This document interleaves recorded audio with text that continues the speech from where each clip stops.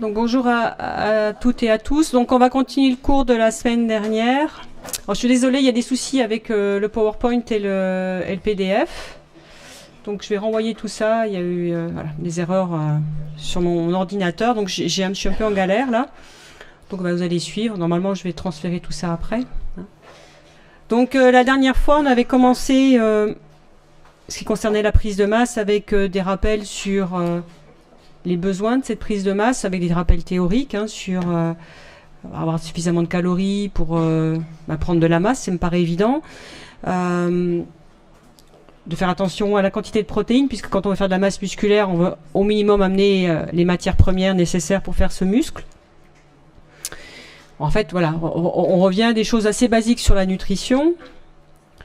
Donc ce tableau-là, et on avait vu l'exemple d'un jeune homme qui cherchait à faire de la masse musculaire, et on avait vu rapidement sur la fin du cours que dans certains cas, voilà, il faut avoir une alimentation où on va augmenter les apports caloriques à partir des évaluations de départ. En fait, c'est important. En fait, on peut effectivement se baser sur les équations qu'on a présentées dans le début du cours pour évaluer les calories nécessaires et d'ajuster le régime avec ça en fonction du poids. En fait, le plus important, c'est surtout d'évaluer les apports caloriques réels, existants, avec les outils ou l'outil dont vous disposez pour évaluer ces apports caloriques, et d'augmenter par palier de 300, 400, 500 kilocalories par jour les apports caloriques de manière à voir s'il se passe ou pas une prise de masse. Alors, il y a un autre point que je n'ai pas abordé ou je n'ai pas écrit clairement dans mon cours, c'est que prise de poids, c'est pas prise de masse musculaire. Donc en fait, il faut que vous ayez également un outil ou des outils qui vous permettent d'évaluer si effectivement votre sportif prend de la masse musculaire ou pas. Donc pour ça, en fait, il y a des outils, soit la pince à pli cutanée, soit l'impédance-métrie, qui permettra de voir, de voir si votre sportif prend correctement du poids. Alors quand on prend de la masse, les ratios normaux, c'est 2 tiers, 1 tiers. 2 tiers de masse, 1 tiers de gras. C'est compliqué de faire de la masse musculaire sèche, c'est-à-dire que prendre que de la masse. On va dire, là, il est toujours pareil, c'est une histoire de répartition statistique. La plupart des gens vont prendre ces 2 tiers, 1 tiers. Parfois, il y en a certains qui vont faire mieux, certaines, soit parce qu'ils ont des compétences génétiques pour être très doués pour de la prise de masse musculaire, ou peut-être qu'ils prennent des produits aussi interdits, ça peut arriver. Parfois, ils vont faire moins bien. Moitié gras, moitié masse musculaire, ça arrive, on va le voir. Certains profils métaboliques ne sont pas très doués, on verra pourquoi, pour prendre de la masse musculaire correctement.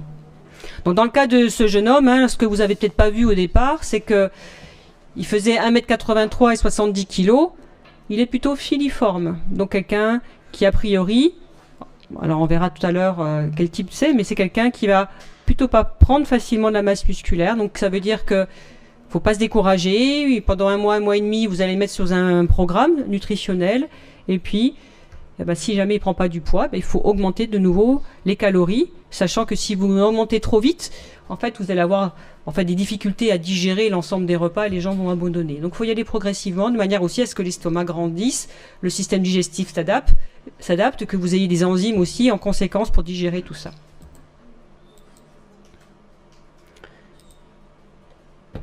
Donc c'est ce que je disais, là on n'est pas tous égaux pour faire de la masse. Alors c'est très caricatural ce que je vais vous expliquer là, n'empêche que ça aide pas mal à voir à qui on a affaire. J'ai pas mis les filles, parce que sinon, voilà. Mais il y a le même profil, il y a le même truc pour les filles, pareil. Sachant que chez les filles, ceux-là on les rencontre moins souvent et voilà. Bon. Trois, ce qu'on appelle morphotypes. On pourrait en définir un peu plus que ça, mais je pense que c'est déjà pas mal. Premier morphotype, l'ectomorphe. On va commencer par celui-là. En fait, il y a 2 sous-types. L'ectomorphe, il est plutôt mince. Alors, il y a 2 types de minces. Il y a le mince nerveux et il y a le mince nerveux hyperactif. Et puis il y a celui qui n'aime pas le sport et qui réfléchit, on va dire le professeur tournesol, c'est-à-dire que la masse musculaire proche de 0, puis qui est plutôt mince comme ça quand on le voit habillé, mais vous le déshabillez, en fait il n'a pas de masse musculaire, il est flasque. Mais il est mince. Donc 2 types d'ectomorphes. Alors je vais plutôt m'intéresser à celui-là, puisque l'autre, on va un peu l'éviter, celui-ci, parce qu'en général, il va pas forcément avoir envie de faire du sport. Vous allez assez peu le rencontrer en salle de sport ou voilà, sauf s'il a besoin de rééducation, par exemple. Donc si on revient sur la salle de sport, l'ectomorphe qui va vouloir prendre du poids, c'est celui-là, c'est le petit nerveux. C'est l'hyperactif. Donc lui, il va prendre difficilement de la masse musculaire.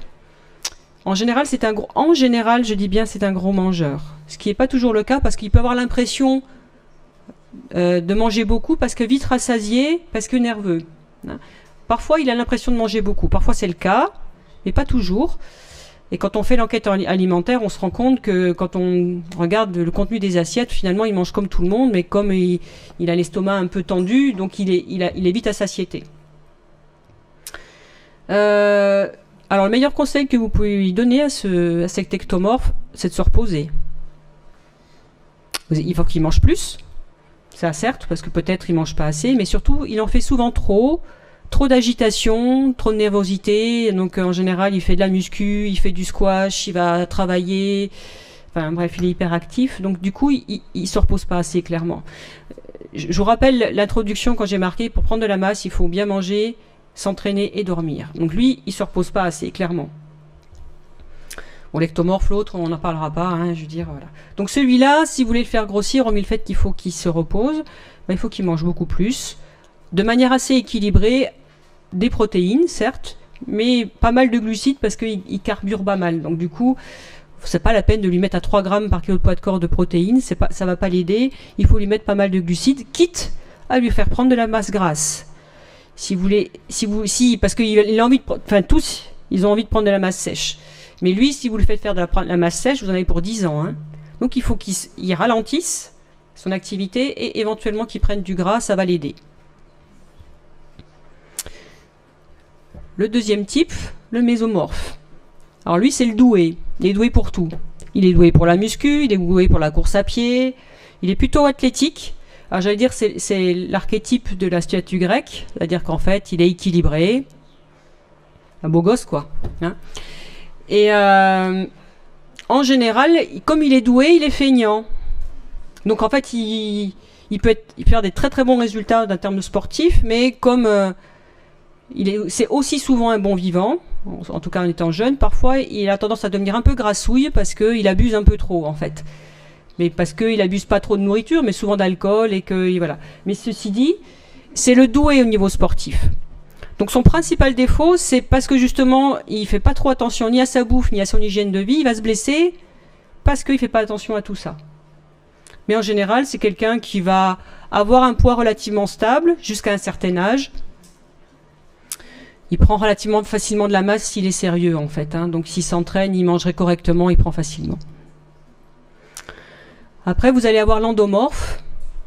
Alors je l'appelle le puissant, l'endomorphe, parce que souvent il est costaud, il peut être très trapu, très musclé, mais il peut être aussi un peu mou. Mais en fait, c'est un peu ça peut être ce qu'on appelle la force tranquille. Donc l'endomorphe, sa grosse qualité justement, c'est sa capacité à prendre facilement de la masse musculaire et graisseuse, mais il prend facilement du gras. D'accord ? Son plus gros ennemi à lui, c'est les glucides. Donc c'est quelqu'un qui peut assez facilement s'entraîner difficilement, lourdement, avec beaucoup de sport, sans glucides, sans que ça lui pose beaucoup de problèmes pour s'adapter à ça. Parce qu'elle a une bonne capacité aussi à puiser dans sa masse graisseuse pour être actif. Alors bien évidemment que s'il se laisse aller, en général l'endomorphe c'est aussi un bon vivant, voire très bon vivant. Donc en fait s'il se laisse aller, lui il prend de l'amplitude dans tous les sens, voire ça va être un... Il y a deux types différents. Le mésomorphe, c'est le bon vivant qui va faire une crise cardiaque éventuellement parce qu'il ne se repose pas. Alors que celui-là, là, il va plus être, c'est le pléthorique. Alors, le pléthorique, il y en a plusieurs types. Je vous dis, il y a le puissant, celui qui va être le pilier, hein, pilier de rugby, donc qui est gras et costaud. Il y a quand même aussi ce qu'on appelle le lymphatique qui va être gras. Alors, si je devais... prendre un exemple, c'est pas la même génération, mais Bernard Blier, vous voyez qui c'est ? L'acteur. Donc il prend de l'ampleur. Voilà. Donc peut-être notre ancien président aussi, il est un peu comme ça. Celui d'avant. Hollande.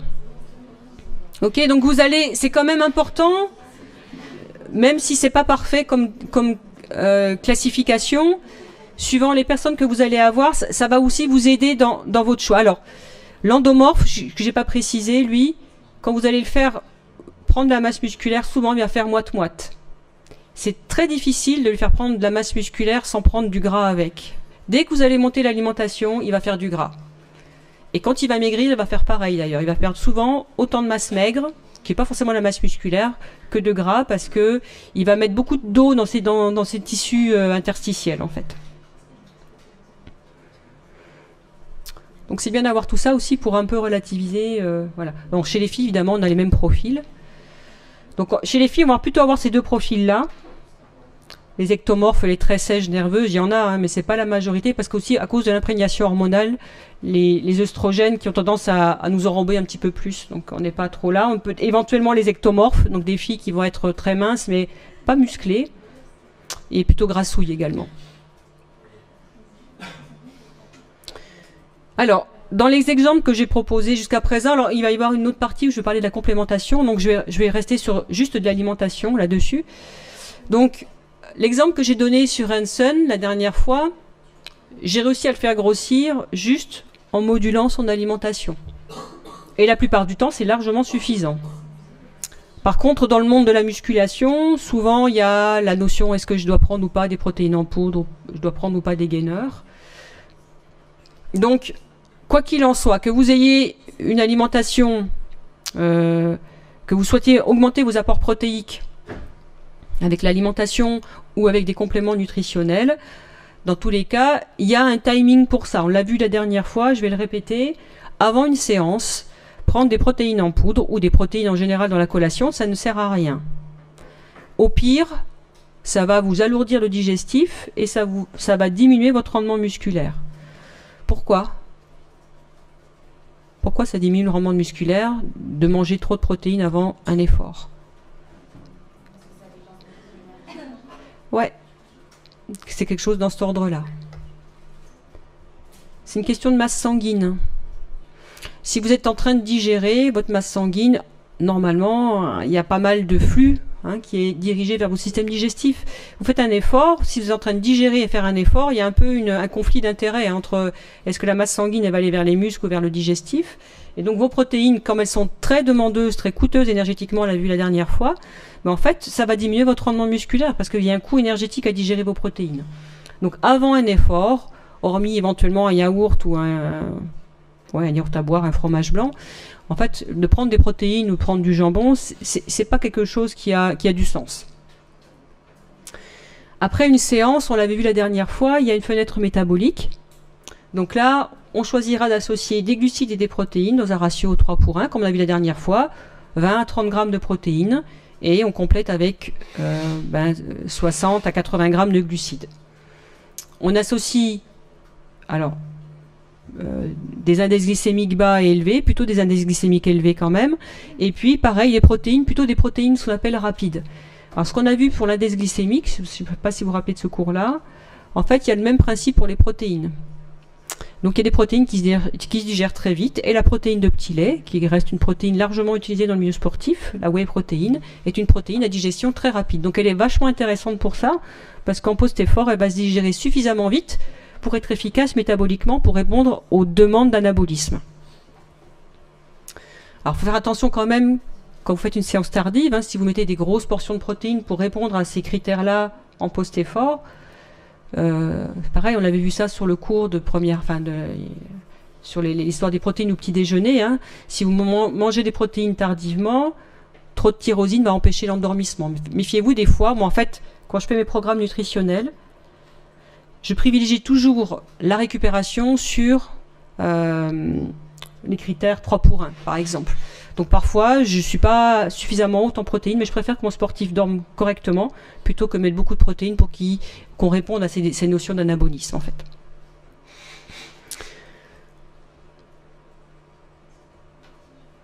Alors, pour l'instant, j'ai parlé dans l'histoire de prise de masse, on va dire de séances de musculation classiques, c'est-à-dire faites en salle avec des programmes de musculation, prise de masse, on alterne des programmes de force, des programmes de volume, etc. Donc il y a d'autres méthodes qui sont relativement, qui ont pas mal de succès en ce moment. Donc soit l'intervalle training qu'on appelle le HIIT, voilà. Soit vous allez avoir le CrossFit également qui va être au jour d'aujourd'hui des séances qui sont très demandées, très à la mode. Alors, je vais tout de suite passer sur le HIIT. Techniquement, c'est très intéressant, peut-être plus pour perdre de la masse grasse que pour faire de la masse musculaire, mais en tout cas, c'est plutôt catabolisant, d'accord, et surtout pas fait pour un débutant. Le CrossFit maintenant, alors ça va être au niveau de vos patients, vous allez avoir déboulé pas mal en cabinet, parce que le CrossFit, en fait, c'est très à la mode, c'est très traumatisant musculairement et articulairement, avec beaucoup de sollicitations sur les épaules. Est-ce que c'est adapté pour faire de la masse jusqu'à un certain point? Oui, pour un débutant, il va prendre. Qu'il aille en salle de musculation ou qu'il fasse du crossfit, le débutant, il va prendre. Parce que de toute façon, musculairement, il n'a pas été stimulé. Donc si vous stimulez, quelle que soit la méthode que vous allez utiliser, si peu que vous mangez suffisamment, vous allez prendre de la masse musculaire. Le problème, c'est plus le contexte du crossfit. C'est-à-dire que les conditions dans lesquelles le concept véhicule l'information, qui fait que parfois il y a des échecs. En particulier, ce que j'ai mis en dernier, c'est-à-dire que souvent le crossfit, pour des raisons digestives, on propose des séances à jeun le matin, à un moment où le muscle n'est pas réveillé, et en fait on n'a pas non plus suffisamment de carburant au niveau musculaire pour faire des séances qui soient correctes. Donc au démarrage, on va prendre correctement jusqu'à un certain point, où si on veut vraiment faire de la prise de masse, en fait on va être un tout petit peu limité. Ce qui est aussi véhiculé comme information avec le crossfit, c'est la notion de l'alimentation ancestrale. C'est-à-dire qu'en fait, la plupart du temps, avec le crossfit, on propose des régimes très bas en glucides. Donc qui ne correspondent pas à l'optimum pour prendre de la masse musculaire, clairement. Donc on va relativement plafonner au niveau des résultats. Alors c'est quelque chose d'étonnant d'ailleurs, cette histoire de chasseur-cueilleur. Parce que le chasseur-cueilleur, en fait, si on regarde au niveau de l'alimentation, en fait, c'était un nomade. Hein. Donc c'était pas un powerlifter, c'était pas un mec qui grimpait aux arbres, qui soulevait des poids. Hein. Le chasseur-cueilleur, c'est un mec qui marchait, qui cherchait sa nourriture. Donc déjà, dans le terme du concept du chasseur-cueilleur associé au crossfit, en fait, idéologiquement, on n'est pas du tout sur les mêmes créneaux.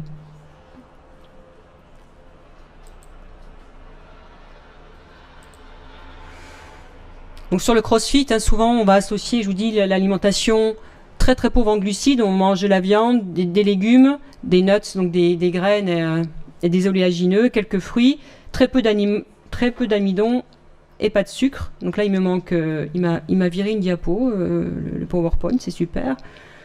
Donc ça me fait un peu sourire, je suis un peu critique vis-à-vis de ça, parce que parfois vous allez sur Twitter ou sur Facebook, donc vous voyez des crossfitters qui montrent leur gamelle du dimanche, où ils préparent toute leur gamelle de la semaine, et en général vous allez avoir des légumes, de la patate douce et du poulet. Donc je trouve ça quand même un tout petit peu réducteur en termes d'alimentation, quoi. Voilà. Donc, je suis désolée parce qu'il manque deux diapos là. Bon, il m'a viré des trucs. Bon. Donc on va redévelopper un tout petit peu plus loin dans le cours quand on parlera de la complémentation, tout ce qui est associé à la prise de masse et à la musculation. Donc je vais pas aller plus loin sur la prise de masse, on a juste posé les bases, on y reviendra un tout petit peu plus tard. Donc on va plutôt parler cette fois-ci de l'endurance, de la course à pied. Donc pareil, hein, un petit tableau qui vous rappelle, ou qui vous précise en tout cas, les besoins nutritionnels du coureur à pied en termes d'énergie, glucides, protéines et lipides. Donc quand vous comparez avec le tableau qu'on vous propose pour la musculation, c'est quasiment la même chose. La plupart du temps, on est un tout petit peu plus haut, et encore ça se discute suivant les morphotypes en glucides, mais c'est pas du tout une généralité. Ce qu'il faut juste signaler, c'est que chez le coureur à pied, souvent, alors c'est moins le cas maintenant, parce que je pense que les discours nutritionnels commencent à rentrer dans le milieu, mais jusqu'à il n'y a pas si longtemps que ça, en fait, le coureur à pied, il n'était pas trop fan de la viande. ça commence à revenir un petit peu avec la vague végan, où quelque part le coureur à pied, souvent, voilà, il va diaboliser un petit peu ce type d'apport. Et vous voyez que le coureur à pied, malgré qu'il n'est pas en prise de masse, a des besoins en protéines largement, on dit à peu près équivalent à ce qu'on pourrait avoir pour de la prise de masse, juste en termes de récupération. Et plus l'effort va être long et intense, plus les besoins protéiques vont être importants.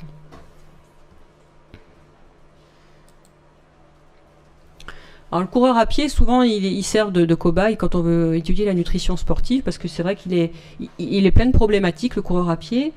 Donc, déjà, il y a son rapport poids-puissance, c'est-à-dire que souvent, il va chercher à avoir la masse grasse la plus basse possible pour améliorer son rendement musculaire. Donc, avec parfois la mise en place de régimes un petit peu tendus en termes de calories, c'est-à-dire on est souvent borderline sur les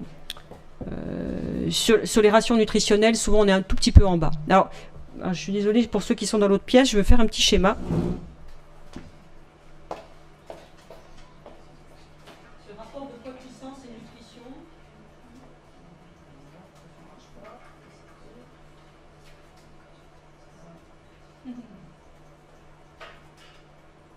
Si on met là la performance, là vous mettez le poids. L'évolution, c'est quelque chose d'un petit peu comme ça. Alors, je grossis le... Donc si vous démarrez en tant que coureur à pied quelque part par là, vous allez chercher à atteindre votre poids de forme qui est quelque part par là.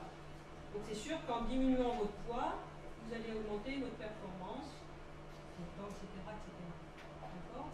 Et puis la tentation, elle est grande quand on est arrivé à ce niveau-là, on va dire si je perds encore 1 ou 2 kg de masse grasse, en fait je vais encore gagner en performance. D'accord ? Mais il se trouve que quand on arrive là, d'accord, je perds encore 20 kg supplémentaires, en fait assez rapidement, en fait on va arriver à cette zone qui est une zone de contre-performance où pour quelques...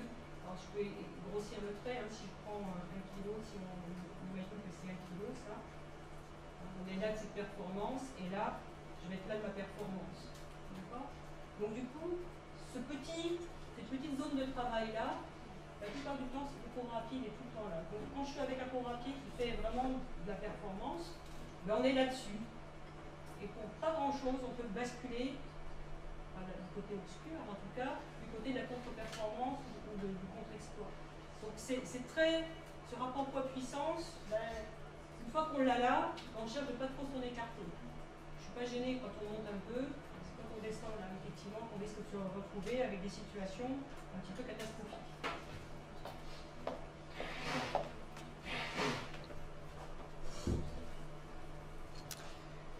Donc c'est pour ça justement, pour essayer de correspondre à ce rapport poids-puissance, que je vous dis la nutrition n'est pas toujours très très bien calée avec la charge d'entraînement, avec parfois des situations qui se décompensent. Quelque chose qui est très très mal respecté, c'est le respect du délai de digestion. Et pour le coureur à pied, on le reverra sur les maillons faibles tout à l'heure, la protection du système digestif, c'est quelque chose d'essentiel. J'en suis souvent avec on verra le digestif, c'est vraiment quelque chose de très particulier chez le coureur à pied. Donc ça veut dire le respect du temps de digestion, c'est qu'en théorie, ça veut dire qu'il faudrait un minimum de 2h30, 3h entre le dernier repas et la séance d'entraînement. Je dis c'est rarement respecté ou mal respecté. Contrairement à la prise de masse où il y a beaucoup d'acidité, d'acide lactique, de déchets musculaires, normalement, comme on est plutôt dans un système aérobie, le coureur à pied, il n'est pas censé avoir trop de problèmes liés à ce type de déchets-là. Ce qui va être, par contre, à optimiser, c'est la période de réparation, de récupération, parce que souvent, je vous dis, les charges d'entraînement sont relativement importantes chez le coureur à pied, surtout quand coureur à pied ou je parle du triathlète, je mets dans la même enveloppe. Et donc, quand il y a des charges d'entraînement importantes, il faut vraiment optimiser la récupération. Autre souci majeur chez le coureur à pied, ça va être en fait les problèmes d'anémie, y compris chez le coureur à pied homme, avec des pertes de fer qui sont liées à deux phénomènes. Déjà, juste à des pertes digestives, donc avec des micro-saignements digestifs qui sont assez fréquents, et un autre problème qui s'appelle l'hémolyse intravasculaire. J'en ai déjà parlé, ça vous dit quelque chose ou pas ? Alors pareil, je vais revenir sur le petit dessin. Là, c'est de la tuyauterie. La plomberie.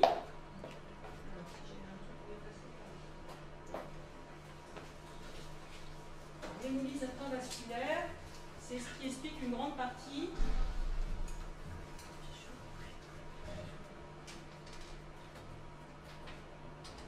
l'anémie du coureur à pied. Alors, je vais pareil grossir le trait.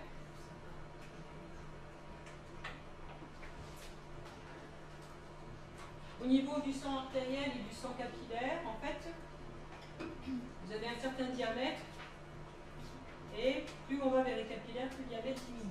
Ça c'est OK. Quand vous avez un débit, un certain débit à ce niveau-là, le débit il est le même dans la fraction capillaire. Qu'est-ce qui va augmenter? C'est la mécanique des fluides. Qu'est-ce qui augmente? Je l'ai entendu, je crois. La vitesse. C'est-à-dire que la vitesse, là, elle va augmenter. Avec la vitesse, là, va augmenter. D'accord? Le sang va sortir des capillaires. Vous allez vous retrouver là, avec un diamètre qui va s'élargir. Et d'un seul coup, la vitesse, elle va diminuer. Donc ça, d'un point de vue de la rhéologie, la mécanique des fluides, ça crée énormément de turbulences. Première contrainte. Deuxième contrainte, vous allez avoir le globule rouge qui va être là, d'accord? Et puis qui va devoir passer dans le réseau capillaire. Qu'est-ce qu'il va faire pour pouvoir passer? Ben, en fait, il va se contorsionner, d'accord, pour passer dans le réseau capillaire. Donc avec beaucoup de contraintes de tension. D'accord? Puis quand il va sortir, eh ben, il va se détendre d'un seul coup. Associé à toute cette turbulence de sortie, si vos globules rouges ne sont pas solides, ils se cassent. Et là, vous allez libérer le fer contenu dans vos globules rouges. Et donc, ça contribue, ça participe largement au fait que le coureur à pied, en fait, il va se retrouver anémie comme une fille peut être anémie à cause de ses règles, parce qu'il va perdre du fer lié à ce qu'on appelle cette hémolyse intravasculaire. C'est un peu comme le robinet qui fuit, du goutte à goutte. C'est séance après séance. Donc, ces contraintes-là vont provoquer la rupture des globules rouges et donc la libération. Ça se mesure, hein, surtout ça a été fait en particulier sur des grosses épreuves, parce qu'on peut le mesurer, quantifier. Après un ultra-trail, par exemple, on arrive à mesurer dans le niveau urinaire les métabolites de l'hémoglobine, vont mesurer, vont quantifier justement cette perte de fer. Alors, qu'est-ce qui va renforcer le globule rouge par rapport à ces contraintes? C'est nutritionnel par contre ça. Qu'est-ce qui peut renforcer? C'est quoi le globule rouge? C'est une cellule. C'est une cellule qui n'a pas de noyau, mais c'est une cellule. Et donc elle est composée à l'extérieur de quoi? Une membrane. C'est une membrane lipidique. Donc cette membrane lipidique de globule rouge, d'accord? Si elle est rigide, ça va se casser. Si elle est souple, ça va résister aux contraintes de cisaillement. Et donc, quel est le composant nutritionnel lipidique qui va renforcer, en fait, qui va amener de la souplesse dans la membrane? Les oméga 3. Et ça a été mesuré. Donc, quand on enrichit l'alimentation du coureur à pied en oméga 3, et qu'on mesure après une grosse épreuve d'hémolyse intravasculaire, elle est moins forte chez celui qui est le gros consommateur d'oméga 3. Après, c'est pareil, hein, ça veut dire aussi que plus il y aura des oméga 3 aussi, plus ça va résister, plus vous allez avoir une meilleure oxygénation des tissus, hein, ça va avec. Hein. Parce que le globule rouge, il va résister aussi à la contrainte, il ne va pas se casser dans le capillaire également. Donc voilà. Ça c'est nutritionnel, ça a été mesuré.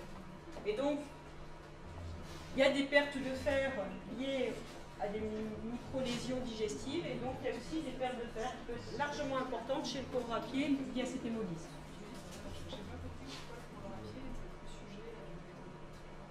Parce que le débit, parce que c'est quand le coureur pendant une heure, il va monter son débit. Parce que c'est souvent du continu. En fait, une question, voilà, parce que plus tu vas courir, on va prendre le marathonien, l'allure, elle est importante, donc le rythme cardiaque, il est important. Un basketteur, etc., c'est des accélérations des arrêts, même si la phase de jeu, mais en fait, il y a beaucoup de phases d'arrêt, donc bien sûr, hein, les autres sportifs peuvent avoir le même problème. Hein.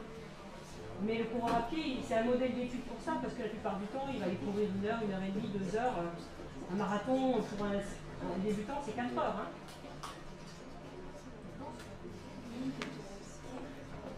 Mais c'est vrai, tu as raison de le signaler, les sportifs hommes, faut pas même chez un cycliste, parce que chez un cycliste, en fait tout ça est lié au débit vasculaire. Chez un cycliste, on peut très bien se retrouver avec un cycliste complètement anémié. Hein, donc c'est important de le signaler, tu as raison.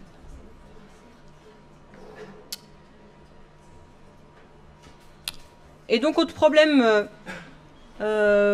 particulier lié au coureur à pied, c'est aussi des possibles déficits en minéraux, cuivre, le zinc en particulier, qui est très lié aux déperditions sudorales, et puis surtout le magnésium.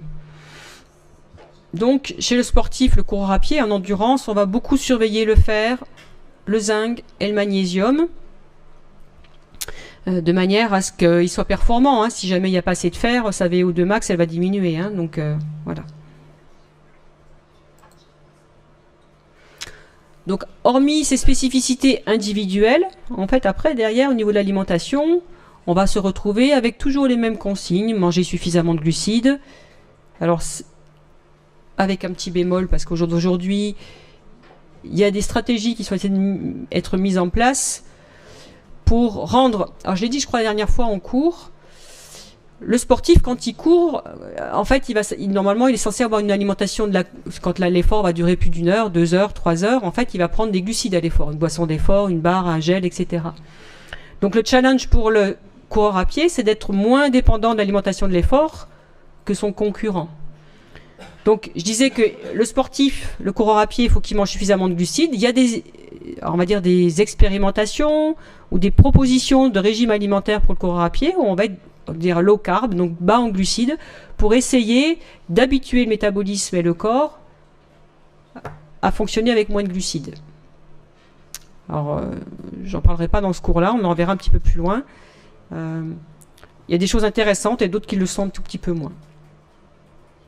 Donc là, j'en reparle, donc d'amener des oméga 3 par rapport à la déformabilité des globules rouges, par exemple. L'hydratation qui est importante. Alors, pour le coureur à pied, il y a une deuxième chose importante. L'alimentation de l'entraînement est importante. L'alimentation de l'effort également. Et donc, il va y avoir à un moment donné, pour des efforts qui vont durer plus de 2 heures, se poser la question, quel type d'aliment, qu'est-ce qu'on va proposer? Est-ce que c'est une boisson? Est-ce que c'est un gel? Est-ce que c'est une barre? Est-ce que c'est que de l'eau? Rien du tout, en fait, voilà. Donc ça, c'est des choses qui se mettent en place dans le cadre du suivi également, voilà. Donc, basiquement, des petits conseils pour l'entraînement. On essaie de respecter le délai des 3 heures. On y reviendra sur la fragilité du digestif. L'alimentation de l'effort, si l'effort dure plus d'1 heure. Savoir s'organiser également. Donc, dans les contraintes d'entraînement, prévoir les collations avant-après si c'est nécessaire.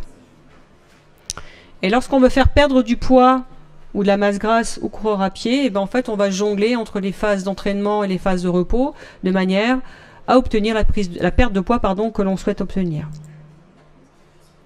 Bon, ça, j'y reviendrai plus tard sur l'histoire des acides aminés branchés.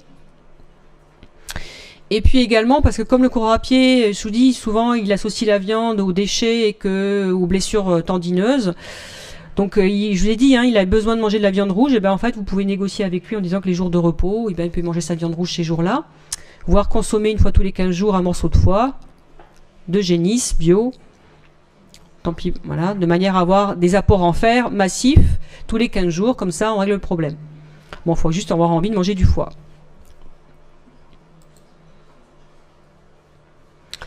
Donc, si on doit s'alimenter avant un effort de longue durée pour la course à pied, donc la caractéristique de ces rations pré-entraînement, c'est faire attention justement au délai digestif, d'accord, et attention à l'excès de protéines, comme j'ai dit tout à l'heure, et de lipides avant l'effort, donc de bien cibler les aliments qu'on va mettre dans notre collation pré-entraînement. Et tout à l'heure, j'ai dit que les protéines n'étaient pas un aliment à mettre avant un effort. Les amandes et les noix, les noisettes non plus. Ça sert à rien, les lipides avant l'effort. Rien du tout. Si ce n'est qu'à faire beaucoup de déchets digestifs, beaucoup de fibres, de résidus qui vont contribuer à irriter les intestins. Au jour d'aujourd'hui, on va vers une alimentation, il y a beaucoup de discours sur l'alimentation saine, avec voilà. Et on transforme les sportifs, je vous ai dit la dernière fois, en mangeurs de noisettes et de noix. Attention, il y a des conseils nutritionnels qui valent en dehors de l'entraînement, et aux alentours de l'entraînement, c'est des conseils qui ne sont plus valables.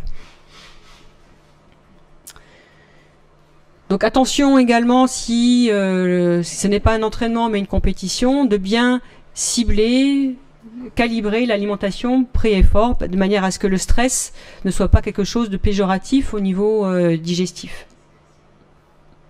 Puis toujours pareil, de respecter le délai des 3 heures. Toujours dans cette optimisation du rapport poids-puissance, il y a la possibilité, en tout cas la tentation, de s'entraîner à jeun le matin. Alors pour différentes raisons. Hein. Alors déjà la première, c'est d'essayer de moduler le métabolisme pour l'entraîner à fonctionner sur autre chose que des glucides. Donc d'entraîner le métabolisme dans des situations où les réserves en glycogène hépatique et musculaires vont être basses, et donc pour forcer le métabolisme énergétique sur la voie lipidique. Ça marche moyennement, hein. C'est pas un critère. Hein, de même que le deuxième point, habituer l'organisme à utiliser des lipides sur des efforts prolongés, c'est très controversé, même au jour d'aujourd'hui, où il y a des sportifs qui sont des porte-paroles de l'entraînement à jeun ou du low carb. Une raison principale pour s'entraîner à jeun le matin, ça va être de caser simplement des entraînements dans un emploi du temps chargé. Voilà, quand on est sportif de haut niveau, donc on s'entraîne, on n'est pas forcément en activité professionnelle, mais juste quand on est amateur et qu'on s'entraîne beaucoup, ben parfois on n'a pas trop le temps ailleurs. Et puis quand on est à Montpellier, ben c'est juste le moyen de s'entraîner quand il fait pas chaud en fait. Peu importe, il y en a qui est tombé là. Peu importe les raisons pour lesquelles vous choisissez de faire un entraînement à jeun, en fait il y a des conditions pour ça. Alors la première, c'est d'être du matin. Alors dans le cours que j'avais fait il y a 2 ans, je pense maintenant, quand je vous avais parlé de la chronobiologie. Donc si vous n'êtes pas du matin, essayez d'éviter les entraînements à jeun parce que ça va maintenir de la méforme. Ça va passer 1 fois, 2 fois, 3 fois. Et puis si vous vous rendez compte qu'à un moment donné, l'après-midi, vous êtes cuit, c'est que ça ne vous convient pas. Il ne faut pas insister en fait. On n'est pas tous faits pour s'entraîner correctement à jeun le matin. Et c'est pas grave, si ça ne vous convient pas, on trouvera d'autres stratégies pour vous faire perdre de la masse grasse. Deuxième risque, deuxième bémol, c'est de faire une hypoglycémie. Ça peut arriver. Donc, la parade pour ça, c'est d'avoir sur soi une barre de céréales, et éventuellement de partir avec une boisson au fructose. Alors, pourquoi une boisson au fructose ?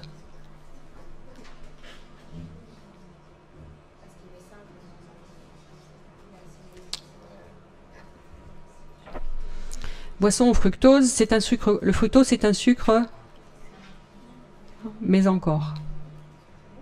C'est un sucre lent. C'est un sucre lent qui ne fait pas de sécrétion d'insuline. Alors déjà en cours d'effort, normalement, il n'y a pas de problème avec l'insuline, mais qui ne fait pas de sécrétion d'insuline. Et donc il va passer par le foie pour être métabolisé, pour donner un substrat qui soit utilisable par les muscles. Ça va ? C'est OK avec le fructose ? Alors pourquoi du fructose ? Parce que là, l'objectif de faire votre entraînement à jeun, c'est d'aller forcer votre organisme à taper dans les lipides. Si vous prenez du glucose avant votre entraînement, en fait, votre organisme il va piocher dans le glucose que vous êtes en train de digérer si vous prenez une boisson d'effort classique.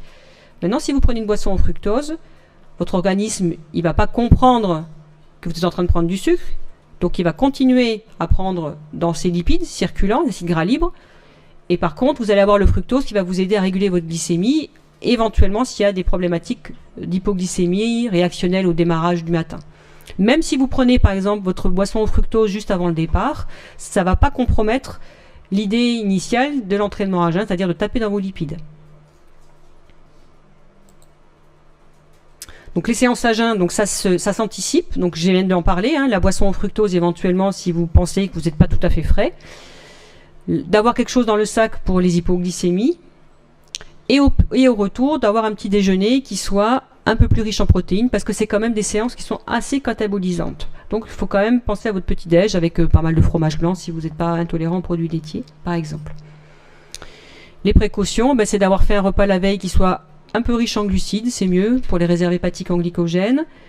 Pas de fatigue, pas de déficit de sommeil, parce que là en fait je vous dis vous n'allez pas aller loin avec les entraînements à jeun. Et puis, l'idée, c'est de taper dans vos lipides. Donc, le rythme de la séance, ça doit être un rythme lent, donc à peu près à 60% de la VO2 max, et sur des séances qui, en général, ne doivent pas durer plus d'1 heure. Alors, vous allez me dire, il y en a peut-être certains d'entre vous, d'ailleurs, s'entraînent à jeun et courent 2 heures, ça leur pose pas de problème. Pas de souci avec ça, si c'est votre manière de fonctionner. Mais si vous avez quelqu'un que vous allez conseiller, soyez prudent, parce que je vous dis, tout le monde n'a pas les mêmes capacités.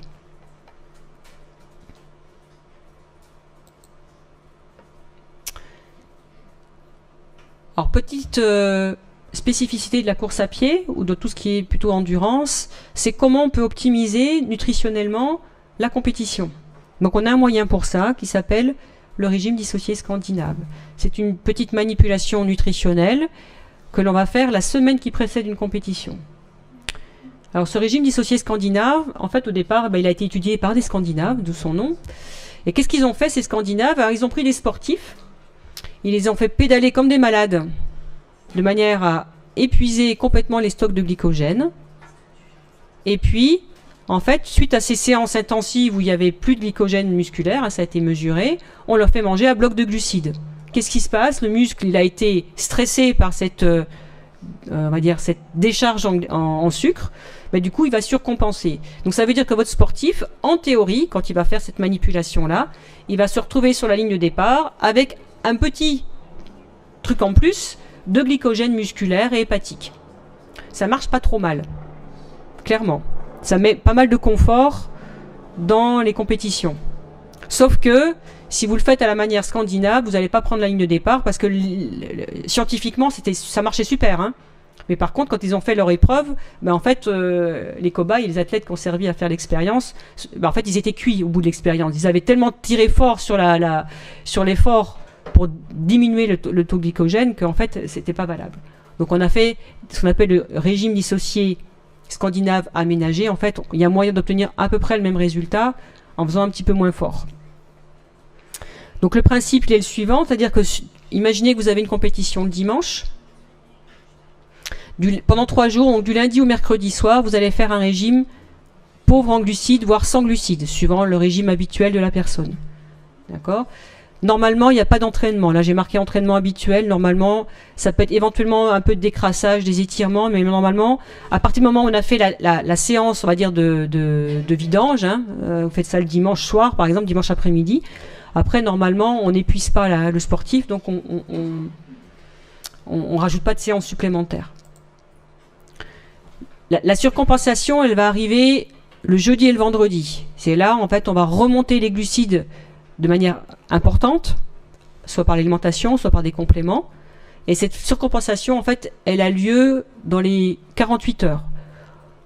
Donc dans le régime initial, en fait, ça durait 3 jours, mais en fait, on s'est rendu compte que une fois passé ces 48 heures, il ne se passait plus grand-chose après. Le seul truc qu'on avait besoin de faire, c'était de maintenir le taux de glycogène qu'on avait obtenu chez le sportif. Donc là, toujours pas d'entraînement.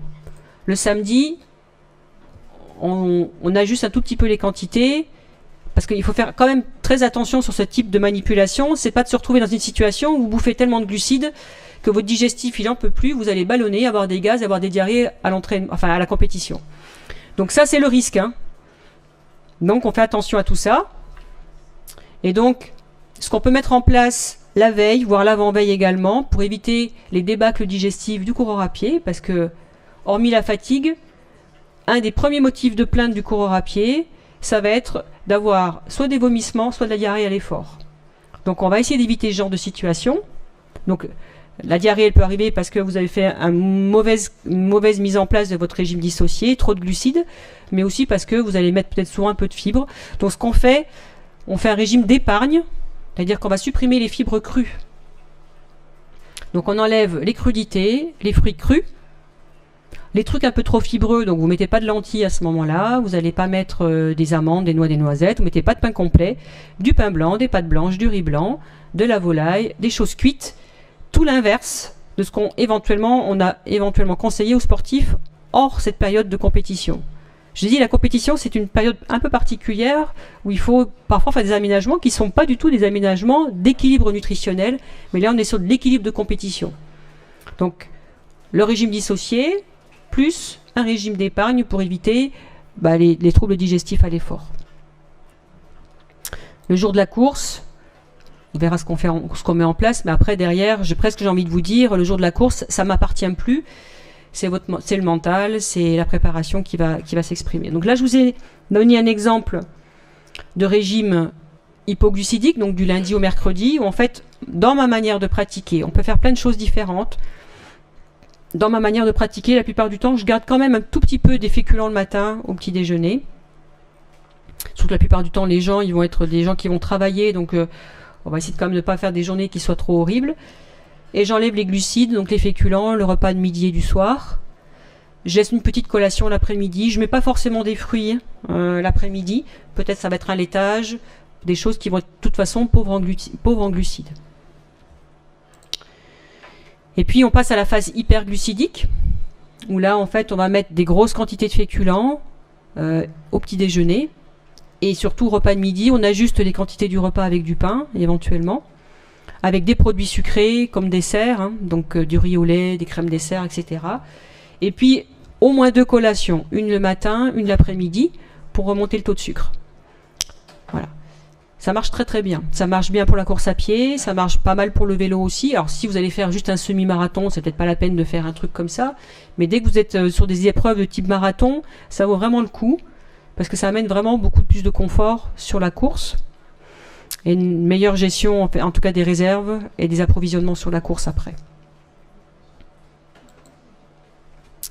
Le jour de la compétition, je vous dis, le sportif, le coureur à pied, c'est quelqu'un qui va avoir un digestif, qui va avoir un peu plus que les autres sportifs, tendance à s'abîmer facilement à cause de la durée des épreuves. Donc pareil, le matin, pas de fibres. Du pain blanc, des pâtes, du riz, si vous voulez, un petit peu de jambon, un petit peu de yaourt. Pas de fruits, pas d'oléagineux, pas de pain complet. Éventuellement, alors, je sais pas, il y a des coureurs à pied dans la salle ou pas? Ouais. Éventuellement, il y a des préparations spécifiques, qui s'appellent les gâteaux sport ou équivalents, qui sont des préparations qui vous permettent de faire votre petit-déj et d'aller courir 1h30 après. Donc c'est des choses hyper digestes, donc c'est des trucs qui coûtent la peau des fesses, hein. Mais en fait, c'est une préparation en poudre. Vous avez juste à rajouter de l'eau et un œuf, je crois. Vous faites cuire ça, ça fait un espèce de cake, mais hyper digeste. Donc ce truc-là, parce que bon, si votre départ est à 10h le matin, si vous respectez le délai des 3 heures, s'il peut vous y un petit peu de trajet à faire, ça vous fait lever à 6h ou 5h le matin, parfois pour certaines courses. Donc ça fait tôt pour manger. Donc le fait d'avoir ces préparations spécifiques, hein, type gâteau sport, ça vous permet de dormir un peu plus et d'avoir quand même quelque chose qui est acceptable en termes de digestibilité. Entre le petit déjeuner et le départ de la course, rien, de l'eau ou à la rigueur une boisson au fructose, comme on l'a expliqué tout à l'heure pour l'entraînement à jeun, quelque chose qui va permettre de maintenir une glycémie constante. Alors on l'utilise. Moi, je l'utilise assez rarement. J'ai eu à l'utiliser le jour en consultation pour un patient. Je l'utilise que quand dans les cas où le sportif, c'est quelqu'un de stressé, qui va tendance à arriver sur la ligne de départ avec les jambes un peu en coton et que, grosso modo, il va se bouffer ses glucides par le stress. Hormis cette situation-là, j'utilise assez peu, hein, finalement. En général, on gère le petit déjeuner et le moment de la ligne de départ et puis point barre. La boisson d'attente, c'est une boisson au fructose et justement qui va permettre de maintenir la glycémie stable entre le petit déjeuner et la ligne de départ. Surtout pas d'autres produits sucrés parce que là pour le coup vous risquez de faire des hypoglycémies réactionnelles par contre, hein. Pendant l'effort, de l'eau ou une boisson d'effort à raison à peu près d'1 millilitre par heure, suivant votre capacité de digestion et de vidange gastrique évidemment, hein.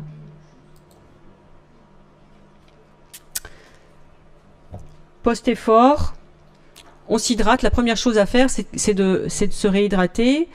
Quelque chose qui est plutôt bien, c'est de penser aux boissons bicarbonatées, donc Badois, Vichy Saint-Yor, Vichy Célestin. Et éventuellement avec du sirop dedans. Déjà, si vous faites ça, vous ne faites pas si mal, parce que vous avez quelque chose qui va réalcaliniser et resucrer. Si vous avez assez d'appétit, après derrière, on va mettre en place la collation de récupération, comme on a déjà vu, la fenêtre métabolique, des glucides et des protéines, 3 pour 1. Voilà. Et quelque part, le meilleur repas de récupération pour un coureur à pied, c'est un repas végétarien au post-effort. Des laitages, des œufs, des légumes et des féculents. Et là, vous avez tout ce qu'il faut pour resucrer réparer avec les protéines et surtout alcaliniser après un effort qui a été relativement long.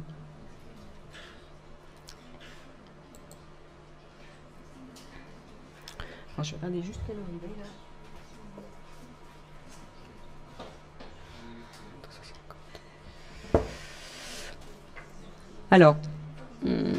Alors, je pense que je vais vous laisser, je vais passer au diaporama suivant, parce que c'est pas des choses très compliquées sur les sports collectifs et sur l'athlétisme.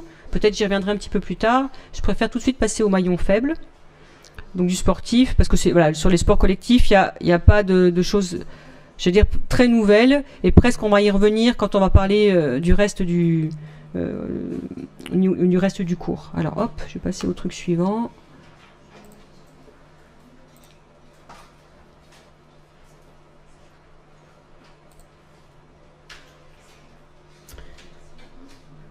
Donc, tout ce qu'on a vu précédemment sur l'introduction, donc on a mis en place, on va dire vraiment les bases du sportif, ses apports en glucides, ses apports en protéines, ses apports en lipides.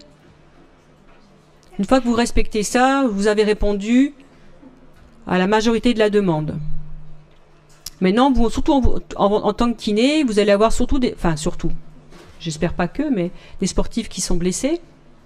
Donc, l'idée, c'est de comprendre qu'est-ce qui a conduit à la blessure. Et chez le sportif, moi j'appelle ça, c'est pas moi qui l'ai inventé, hein, les maillons faibles, c'est-à-dire quelles sont les choses hors macronutriments, hors diététique courante, qui pourraient poser problème.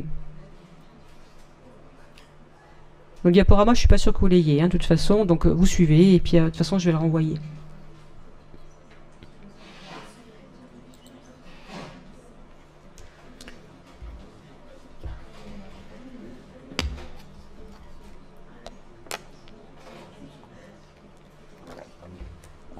Alors la performance, elle est sous-tendue évidemment.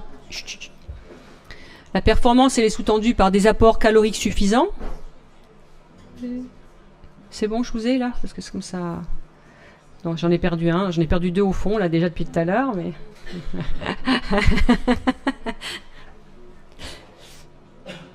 Alors les maillons faibles du sportif, ça va être toutes les paramètres physiologiques qui vont conduire à l'arrêt, à la blessure. Donc on va, au niveau de la performance, hormis l'équilibre alimentaire, on va définir le maillon faible et l'équilibre acide-base, le stress oxydant, l'inflammation et l'élimination des déchets.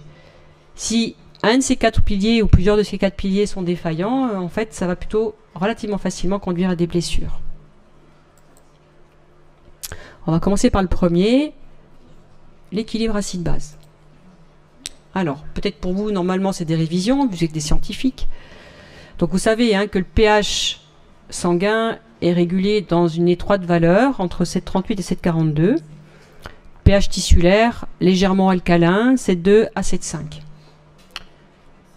De par le métabolisme cellulaire, en fait, le pH tissulaire va avoir tendance naturellement à s'acidifier à cause du métabolisme en général, métabolisation des acides gras, des acides aminés, de toute façon ils portent bien leur nom, c'est des acides, malgré tout. Métabolisation des acides forts. Alors, qu'est-ce qu'on a comme acide fort dans l'alimentation? Une marque rouge en canette de 33 centilitres, Coca. Dans le Coca-Cola, c'est l'acide phosphorique, c'est un acide qui est hyper fort, donc c'est très acidifiant. Au métabolisme des acides aminés, l'acide lactique, suivant l'activité que vous allez faire, les acides cétoniques, ça vous parle ça? Qu'est-ce que c'est que les acides cétoniques?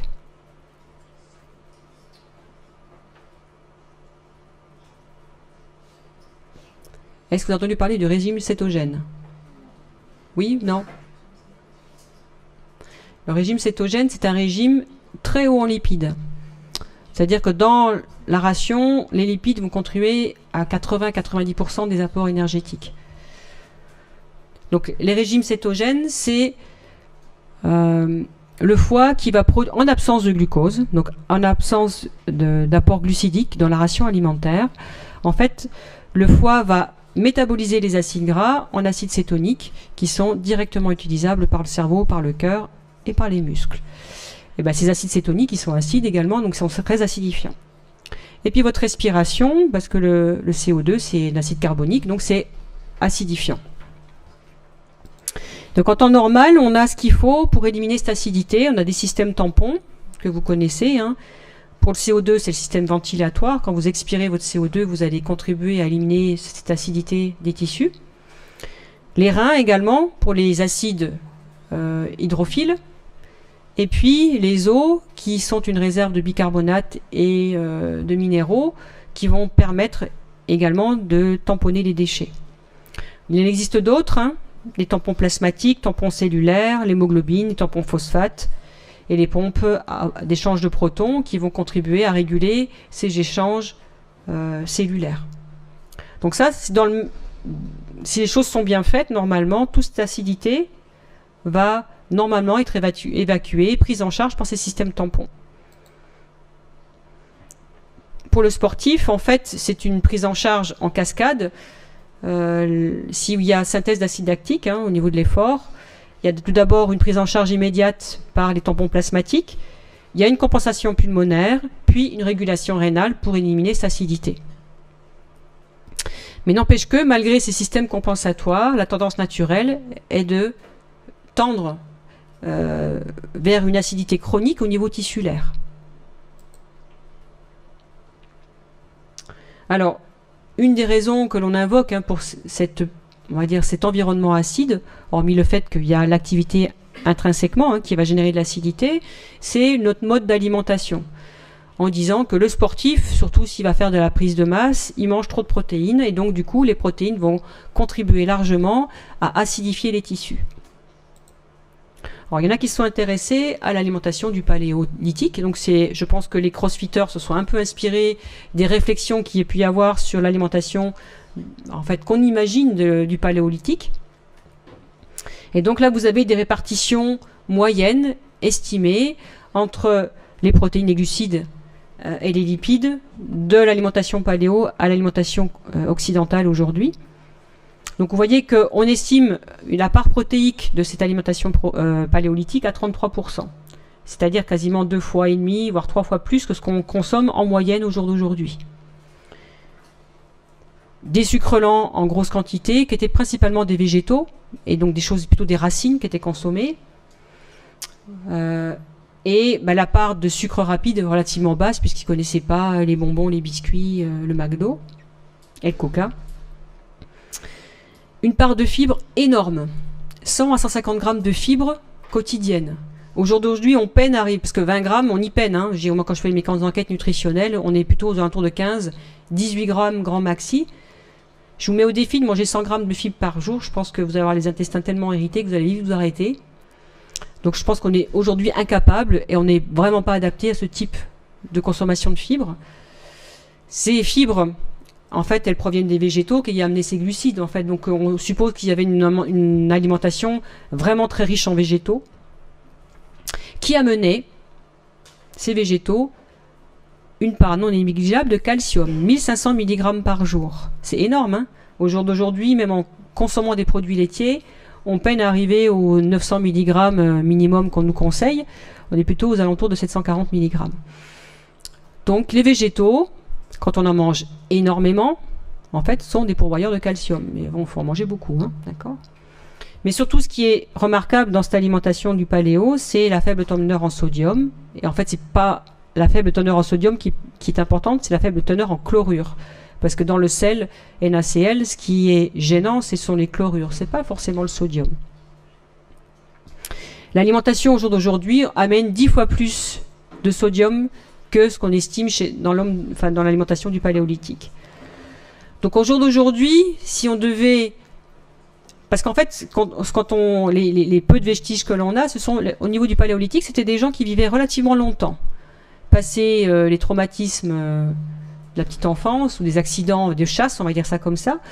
En fait, les ossatures tendent à montrer que ce sont des gens qui vivaient relativement vieux, tant qu'ils étaient épargnés par les aléas, on va dire, accidentels. Et donc du coup, si on dit qu'au jour d'aujourd'hui, c'est l'alimentation riche en protéines qui contribue à acidifier nos tissus, en fait, c'est pas juste. En fait, il faut regarder ça d'un autre côté, c'est plutôt dire que on a une alimentation tellement pauvre en légumes qu'effectivement les protéines que l'on consomme sont insuffisantes. En fait, la consommation de légumes est insuffisante pour contrebalancer la quantité de protéines que consomme. Hein, et surtout, en fait, on a une alimentation beaucoup trop importante en chlorure, comme je disais, et beaucoup trop pauvre en potassium et en bicarbonate, qui sont des éléments protecteurs vis-à-vis de l'acidité.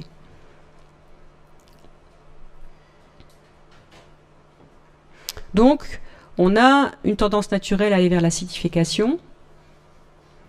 Donc, ça va être aggravé par notre alimentation, et je viens de vous le montrer. On ne mange pas assez de végétaux, peut-être relativement trop de protéines par rapport à ces végétaux, trop de glucides et surtout trop de sucre simple, trop de fructose, trop de sucre ajouté dans l'alimentation, trop d'alcool. Si vous êtes carencé, l'acidité va augmenter. Enfin, c'est juste parce que vous êtes incapable d'éliminer l'acidité du fait de vos carences. Faiblesse métabolique. Alors on a des gens qui sont, on va dire, qui vont être naturellement plus acides que les autres. Quand on voit ectomorphe, c'est le tableau que je vous ai montré tout à l'heure, l'ectomorphe là, il est souvent très acide, hein, un peu trop nerveux, un peu trop nerveux, des fois anxieux. Donc cette anxiété, cette agitation crée beaucoup d'acidité. Faiblesse métabolique, ça peut aussi représenter l'autre ectomorphe, celui qui va être pas très enclin à faire du sport, mais plutôt anxieux et pas très actif. Hein. La maladie, voilà. La sous-oxygénation, donc les sédentaires aussi vont être plus acides, parce qu'en fait on n'utilise pas le diaphragme, on ventile qu'avec la partie haute, on n'utilise pas le diaphragme pour vraiment ouvrir la cage thoracique, et donc du coup les tissus sont tout simplement moins oxygénés et on évacue moins le CO2. Les sports lactiques, et puis comme j'ai dit tout à l'heure, le stress et le surmenage. Donc qu'est-ce qui va se passer? C'est que lorsque la charge acide est trop importante ou que les voies de régulation sont perturbées, les déchets acides seront expulsés vers le tissu conjonctif, ou voire restent dans l'intracellulaire, provoquant un vieillissement prématuré et l'apparition de maladies. Alors, on va avoir une dégradation de l'état général, de l'irritabilité, la nervosité. Donc, on fait pas mal de symptômes qui sont assez peu évocateurs de cet excès d'acidité. Hein. On peut relier ça à d'autres choses par ailleurs. Maux de tête, yeux qui piquent, problèmes de dents ou de gencives qui saignent, douleurs d'estomac, douleurs musculaires qui partent pas au repos, je peux le préciser, douleurs intestinales, l'urine qui va être trop acide, qui va être le reflet justement de cette décharge acide dans les tissus, sueur acide, peau sèche, crampes et spasmes musculaires, et puis un fonctionnement hormonal qui va être sous-optimal. Si on laisse perdurer la situation, vous allez avoir des situations de maladies chroniques qui ne sont pas uniquement associées à cette charge acide, mais qui, on va pouvoir expliquer le tableau par exemple de l'hypertension ou du diabète par exemple, on va prendre l'exemple du diabète, on en reparlera tout à l'heure. Il y a à la fois le stress oxydant qui est mal maîtrisé, l'équilibre acide-base qui est rompu, etc., etc. Diabète de type 2, c'est la survenue, en fait c'est on va dire, c'est un dérèglement cellulaire à tous les niveaux. Pour le sportif, si on en revient on reste à nos moutons là, c'est surtout de la fatigue, des difficultés de récupération, et puis après c'est votre crampe tendinite principalement. Donc dans notre alimentation, au jour d'aujourd'hui, on a quand même quelques moyens de faciliter l'élimination de ces déchets acides, ou ne pas surcharger éventuellement la charge acide qui peut être déjà importante par l'activité physique par exemple. Au niveau de l'alimentation, on va avoir deux types d'aliments. Ceux qui vont être plutôt acidifiants, ça veut dire des aliments dont les résidus de digestion sont acides. Ça n'a rien à voir avec le pH propre de l'aliment. Leurs résidus de digestion sont acides. C'est des aliments qui sont riches en soufre, en fer, en phosphore et en chlorure. Donc on va retrouver évidemment là-dedans les protéines, hein, riches en soufre et en phosphore. Protéines de lait, c'est très riche en phosphore. Les acides nucléiques, il y a beaucoup de phosphore dedans. Donc du coup, pareil, hein, on va retrouver donc, les protéines qui vont être dans cette catégorie-là. Vont être alcalinisants, donc qui vont faciliter l'élimination des déchets acides. Les aliments qui ont un résidu alcalin après digestion. C'est-à-dire des aliments qui vont être riches en potassium, en calcium, en magnésium et en sodium. Et je devrais préciser en acide organique.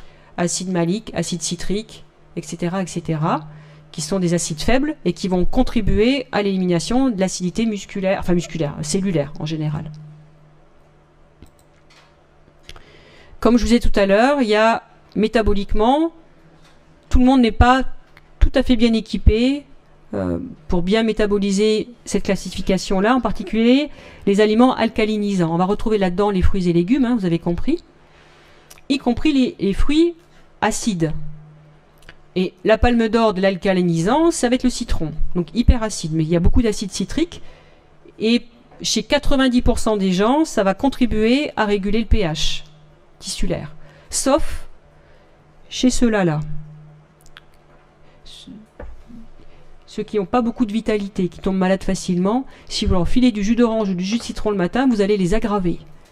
C'est un cas particulier, ça mérite d'être... Voilà, donc le coup du jus de citron le matin, si la personne vous dit ah bah, je supporte pas, machin, écoutez-les, c'est qu'ils réellement ils supportent pas, ça les aggrave. Donc il faut surtout pas leur en donner. Souvent ce sont des individus voilà, qui sont plutôt minces. Voilà. Après, dans la plupart du temps, l'endomorphe, donc lui en général il supporte bien. C'est le pléthorique, lui au contraire, vous pouvez lui bourrer du jus de citron toute la journée, ça va lui faire que du bien. Hein. Voilà. Donc hormis ce petit cas particulier, normalement, la plupart du temps, les fruits et légumes vont se comporter comme quelque chose d'alcalinisant. Donc il y a des chimistes qui sont intéressés à classer les aliments selon leur capacité à alcaliniser ou acidifier les tissus. Et donc pour ça, ils ont défini ce qu'on appelle le PRAL. Alors en anglais, c'est Potential Renal Acid Load. Donc potentiel rénal acide, charge potentielle rénale acide. Et donc en fait, c'est la soustraction de deux parties, ce qui amène de l'acidité, donc les chlorures, les phosphates et le soufre, les sulfates, moins ce qui va amener en résidu alcalin le sodium, le potassium, le calcium et le magnésium. Si vous avez un PRAL positif, c'est que vous avez un aliment acidifiant, pas acide mais acidifiant. Si le PRAL est négatif, vous avez un aliment qui va être alcalinisant. Et donc quand on regroupe sur un diagramme les différentes catégories d'aliments, on retrouve les aliments les plus favorables avec le PRAL le plus négatif, aux aliments les plus défavorables avec le PRAL hyper positif. Et on voit bien que là, en positif, vous allez avoir les fromages à pâte pressée, parce que là, vous avez un concentré de phosphore, parce que dans les produits laitiers, c'est calcium est associé au phosphate hein, dans les produits laitiers. Donc, quand on essaie de régler le problème d'ostéoporose des femmes en faisant bouffer du fromage, on ne règle rien du tout. Hein. Donc, en fait, on les acidifie un peu plus, c'est tout. On leur met du calcium, c'est sûr, mais on leur met une charge acide énorme. D'accord ? Donc, on va retrouver les charcuteries, les viandes, là au milieu. Les fromages et les poissons un tout petit peu moins acidifiants. Les produits céréaliers un peu acidifiants, relativement neutres même. Les produits laitiers relativement neutres, les huiles aussi. Et puis, vous allez avoir les fruits et légumes les plus alcalinisants. Alors, au niveau des fruits, les plus alcalinisants, ça va être le raisin, la banane en particulier, très très riche en potassium. Dans les légumes, la pomme de terre, enfin c'est pas un légume, c'est un tubercule, la pomme de terre est très alcalinisante, très riche en potassium, surtout si vous mangez les pommes de terre avec la peau en robe des champs, les toutes petites, les petites rates là, beaucoup de potassium, donc beaucoup de choses pour récupérer, donc intéressant. Il manque une catégorie d'aliments qui ont encore un potentiel alcalinisant encore bien plus fort que tout le reste, les épices. Les épices sont hyper alcalinisantes. Le problème, c'est qu'on ne les a pas mis dans le diagramme parce que souvent on les utilise en petite quantité et que c'est pas forcément avec ça qu'on va régler l'alimentation, quoique on peut très bien imaginer balancer plein de gingembre, de curcuma, de cannelle dans votre alimentation pour utiliser les pouvoirs alcalinisants de ces épices. Donc si vous regardez ce diagramme-là, vous comprenez que l'alimentation la plus alcalinisante, ça va être quelqu'un qui mange des végétaux, des produits laitiers, de l'huile et des produits céréaliers. Bref, c'est un végétarien. En théorie, le végétarien a l'alimentation la plus alcalinisante, donc la plus à même d'amener de la récupération hein, pour un sportif. D'accord ? Alors peut-être ça ne veut pas dire que tous les sportifs doivent devenir végétariens, mais en tout cas, ça peut être un modèle dans certaines situations pathologiques. Par exemple, quand un sportif se blesse beaucoup, transitoirement, vous pouvez lui proposer un régime sur un mois, très végétarien, avec beaucoup de légumes, on enlève la viande, et vous allez l'aider à réguler ses problèmes d'acide. Alors, juste un tout petit bémol, c'est très compliqué de réguler l'acidité de l'organisme, hein. Donc, vous allez contribuer à améliorer. Ne soyez pas déçus si ça ne marche pas. Parce que potentiellement, ça peut ne pas marcher, parce que c'est très compliqué entre la théorie et la pratique. Et surtout, je vais donner un exemple d'un cas concret. Donc, j'ai eu en consultation un couple. Donc, c'était pas des sportifs. Un petit monsieur, une petite dame. Et c'est madame qui avait pris le rendez-vous pour monsieur qu'elle trouvait trop pléthorique, qui mangeait comme n'importe quoi, enfin de la charcuterie, etc. Et il se trouve que madame était végétarienne. Donc du coup, c'était le couple d'enfer, le monsieur qui mangeait de la viande de la charcuterie et puis elle qui faisait ses petits plats à côté. Et donc elle était horrifiée par son alimentation. Et puis il se trouve que dans les analyses de sang qui m'amènent, je dis ben, ça serait peut-être intéressant pour monsieur de vérifier. On peut mesurer d'un point de vue urinaire la charge acide. Ça s'appelle le ENA test. Donc on va mesurer au niveau urinaire les déchets métaboliques que vous avez qui vont être à l'image de votre alimentation. Donc je propose un ENA test à monsieur puis à madame pour qu'on ait un peu un effet de groupe, un effet de couple. Ben, il s'est retrouvé, donc on s'attendait à ce que monsieur ait une acidité déplorable et madame qui soit parfaite qu'en tant que végétarienne. C'est exactement l'inverse qui s'est produit. D'accord ? Madame était végétarienne mais hyper anxieuse, donc elle faisait de l'acide à bloc. Donc elle se mettait en colère peut-être contre monsieur ou pour plein de raisons. D'accord ? Et monsieur qui était un bon vivant, tout allait bien, il faisait son petit train-train de vie et en fait, ben ouais, c'était un peu acide, mais en fait bien moins que madame. Donc entre la théorie et la pratique, ben parfois on a des trucs comme ça, donc soyez un petit peu humble par rapport à votre capacité à gérer l'acidité d'un individu, d'accord ? Bon, c'était un peu ça m'a fait sourire, donc je trouvais que ça méritait d'être voilà. Bon, moi aussi j'ai appris quelque chose au passage, donc voilà. Donc ce que je vous disais, on peut mesurer votre propre capacité à gérer l'acidité. En fait, c'est en mesurant ces ENA tests, c'est l'acidité titrable des urines. Donc c'est ce que vous allez excréter comme acide et c'est le meilleur reflet de tout ce qu'il y a. Parce que ça va être le reflet de votre alimentation, plus de votre métabolisme, plus de votre sport. D'accord ? Tout ça ensemble. Et en fait, on a des choses qui sont relativement intéressantes, justement, où c'est un outil de suivi pour savoir effectivement si vous régulez votre pH tissulaire. Donc du coup, le ENA test ne mesure pas la charge acide d'un repas, mais les aptitudes d'un individu à gérer cette charge. Voilà. Donc la valeur idéale, en théorie, c'est d'avoir une charge acide au niveau urinaire qui soit à 0. Il se trouve qu'on est tous quasiment en état d'acidité. Le sportif, par expérience, parce que je vois mes rugbyman, tout ça, ou les athlètes que j'ai au Krebs, ce sont des individus qui s'entraînent dans des doses d'acidité tissulaire bien au-dessus que n'importe quel individu pourrait supporter sans se blesser. À un moment donné, ils finissent par se blesser, Mais en fait, si on devait comparer, surtout je vois les rugbyman, ils sont mais perclus d'acide et ça ne les empêche pas de performer. Donc ça fait partie de leur qualité, c'est-à-dire d'avoir des résistances tissulaires, peut-être enzymatiques, musculaires, à cette charge acide. Alors est-ce que le ENA test, c'est pas très pratique, il faut aller au laboratoire avec ses urines de 24 heures, et puis tous les laboratoires le font pas, c'est pas remboursé en plus. Enfin bon, vous pouvez toujours le demander. Est-ce qu'on peut avoir un autre outil qui nous permette de mesurer cette charge urinaire, cette charge d'acide? C'est le pH urinaire.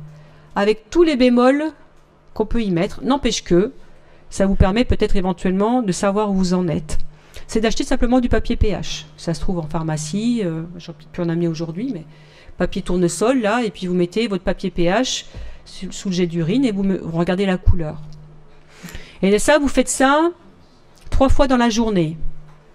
Deuxième urine du matin. La première urine, elle est toujours acide, donc ça sert à rien de la mesurer.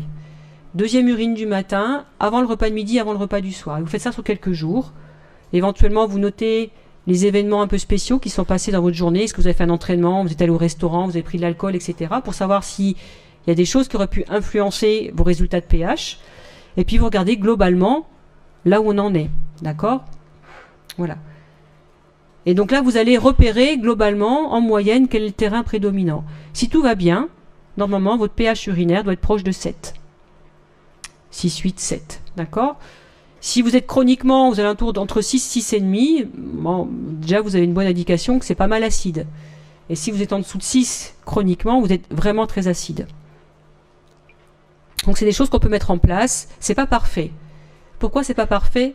Parce que si vous avez un pH à 7, vous n'êtes pas sûr qu'au niveau tissulaire, ça soit alcalin ou ça soit dans la normalité. C'est juste vos urines qui sont normales. Par contre, si vous avez des urines acides, vous êtes quasiment sûr qu'à l'intérieur des tissus, c'est acide. C'est le seul bémol qu'on peut y mettre à ce test. Donc si vous êtes alcalin, en fait, vous ne pouvez pas conclure.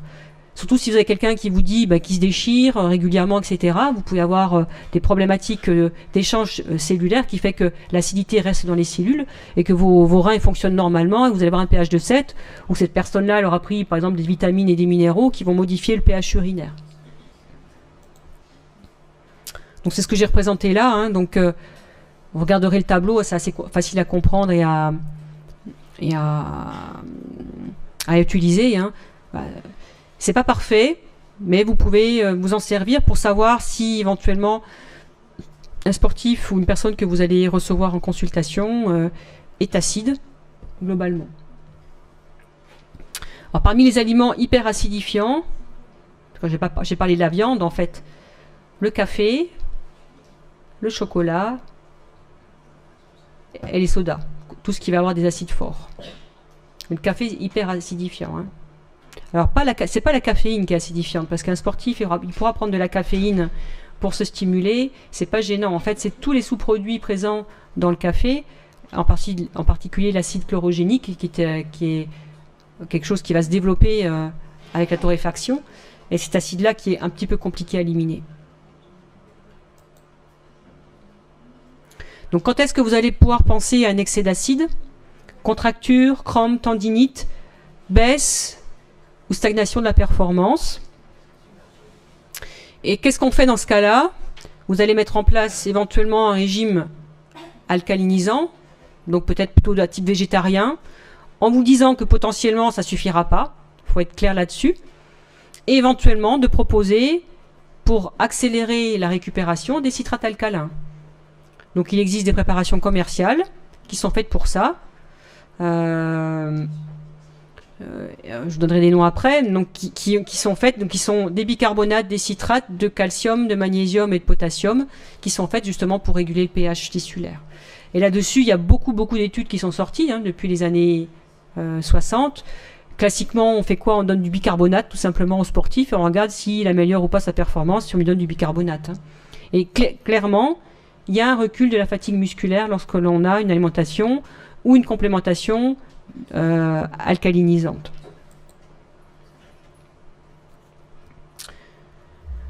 Donc là, je vous montre les résultats d'une petite étude qui a été faite avec un complément qui s'appelle Enabian, que vous trouvez en pharmacie.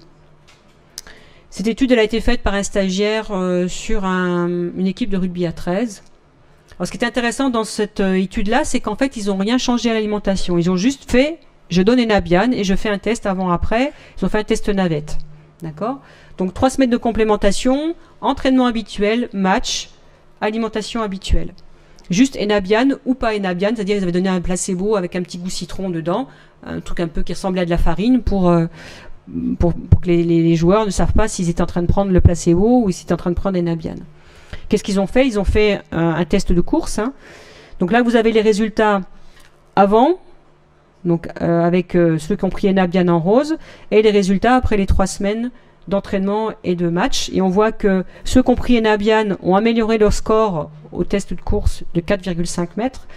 Ceux qui ont pris le placebo ont diminué leur performance de 5 mètres. Donc ce qui fait quand même un delta de 10 mètres entre les deux, ce qui est loin d'être négligeable sur des tests comme ça. Donc avec là, manifestement, les effets directs de ce complément qui est riche en bicarbonate. Donc c'est quoi Enabian? Un stick par jour représente l'équivalent alcalin de 10 fruits et légumes, de 10 portions de fruits et légumes. C'est-à-dire à peu près 1 kg de légumes, 1 kg de fruits et légumes. Donc c'est sûr que là on fait un apport massif, bien plus, c'est-à-dire que c'est près quasiment on double vos apports habituels. Et Enabian au jour d'aujourd'hui, je l'utilise assez fréquemment pour améliorer la récupération et diminuer les blessures chez le sportif. Et ça marche très très bien.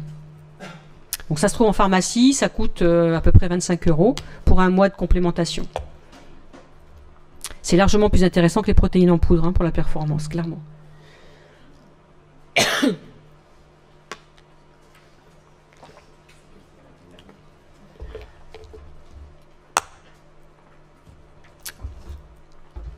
Donc si vous devez faire un petit tableau pour faire la liste des aliments que vous allez privilégier dans cette stratégie alcaline, donc la majorité des légumes, courgettes, haricots verts, carottes, la majorité des fruits, raisins, bananes, les dattes également. Les dattes sont hyper alcalinisantes. Alors, les dattes sont hyper alcalinisantes mais hyper glycémiantes. Donc il faut faire un choix là. Hein.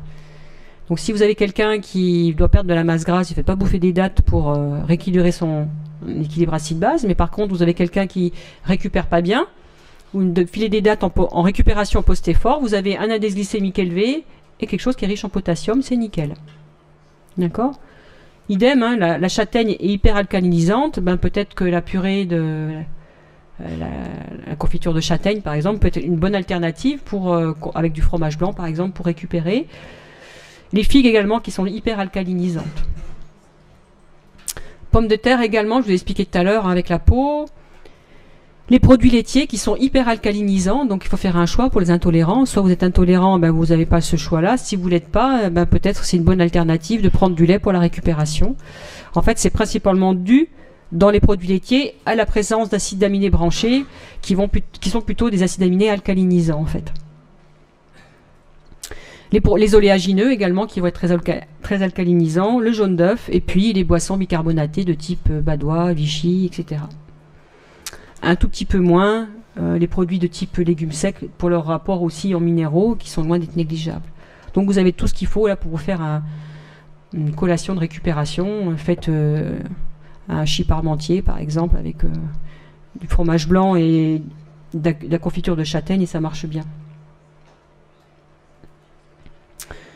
Donc je vous dis, voilà, c'est vrai que parfois ça me hérisse un peu le poil parce que je vois des fois sur internet le régime anti-acide, donc du coup on voit là-dessus.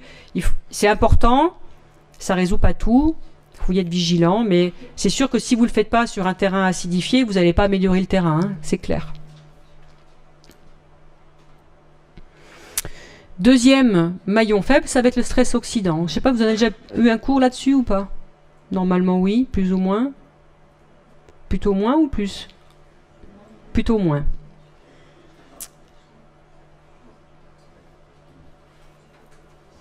Alors, quelques remarques préalables également. Hein. Il y a eu beaucoup d'engouement sur les compléments antioxydants, les compléments anti-âge et le potentiel performance de ces compléments antioxydants. Donc, il faut, là, on va un tout petit peu remettre les choses au point par rapport à ce potentiel-là, par rapport à ce qu'on peut attendre également de la lutte contre le stress oxydant. Alors déjà, une question de définition, qu'est-ce que c'est que le stress oxydant? Ce sont des agressions physiques et chimiques qui provoquent des dégâts cellulaires et moléculaires. Donc ces dégâts ils sont provoqués par des radicaux libres, qui sont appelés également molécules oxygénées, il y a radicaux oxygénés, il y a différents synonymes. De toute façon, ce sont des molécules toxiques et agressives. Et ça correspond à, alors là je l'ai mis en clair, comme ça vous l'aurez, donc à tout atome ou molécule neutre ou ionisé comportant au moins un électron libre dans l'orbital externe. Ces radicaux libres, donc simplement appelés radicaux, sont caractérisés par une grande réactivité chimique et une courte durée de vie. Pourquoi? Parce que cet électron libre dans l'orbite externe est une molécule. En fait, c'est un électron qui est très instable. Donc, son premier réflexe, ça va être de trouver une molécule avec laquelle il va pouvoir s'apparier de manière à stabiliser l'édifice chimique, tout simplement. Donc, dès qu'il y a un radical libre, ben, il va essayer de trouver une molécule plutôt amie. Alors, quelles sont les structures chimiques qui sont particulièrement ciblées ou qui sont utiles pour stabiliser ces radicaux libres? C'est dès que vous allez avoir une double liaison.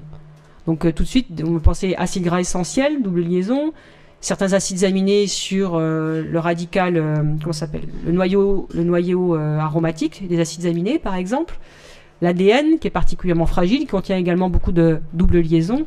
Dès que vous allez avoir quelque chose qui va potentiellement avoir beaucoup d'affinité pour cet électron libre.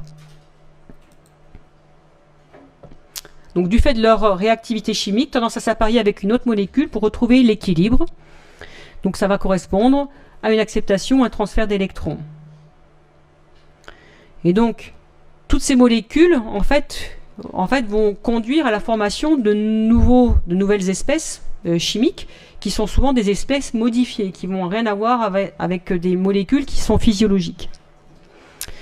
Donc dès qu'il y a radical libre, quelque part c'est danger pour l'organisme. Normalement, dans les conditions normales de fonctionnement cellulaire, on a des dispositifs qui vont permettre de lutter contre ces radicaux libres quand ils se forment. Mais en fait, cette lutte antioxydante, elle va nécessiter beaucoup de micronutriments. Donc c'est à ce titre que, d'un point de vue nutritionnel, on peut contribuer à la lutte antioxydante. Donc qu'est-ce que sont ces radicaux libres, hein? Donc je dis espèces oxygénées réactivées, espèces radicalaires oxygénées. Hein? Chaque fois, vous allez avoir différentes terminologies. Donc il y a deux types de radicaux libres, donc, qui sont des dérivés principalement de l'oxygène ou de l'azote. En particulier, on le verra tout à l'heure, l'anion superoxyde, mais il y en a d'autres, hein, le monoxyde d'azote en particulier. Radical peroxyde, on va plutôt trouver ça dans les acides gras, en fait, les acides gras oméga, etc. Donc, les acides gras polyinsaturés. Et puis, des dérivés oxygénés qui sont également des radicaux libres, mais qui sont non radicalaires, donc qui n'ont pas cet électron libre sur la couche externe. L'oxygène singulet, le peroxyde d'hydrogène et les espèces peroxydes d'azote. Donc, ces radicaux libres, ils viennent d'où, en fait? Vous allez avoir différentes origines, des sources internes. La respiration mitochondriale, première source d'espèces radicalaires. On va voir pourquoi. Mais votre foie, également, quand il détoxifie, il va produire une portion non négligeable de radicaux libres. Toutes les situations de catabolisme, donc par exemple une blessure, une opération. Donc la maladie également, tout ce qui est infection. L'inflammation, un globule blanc, quand il va se mettre au contact d'une bactérie, comment il va lutter contre les bactéries? Il va leur balancer dans la tête des radicaux libres.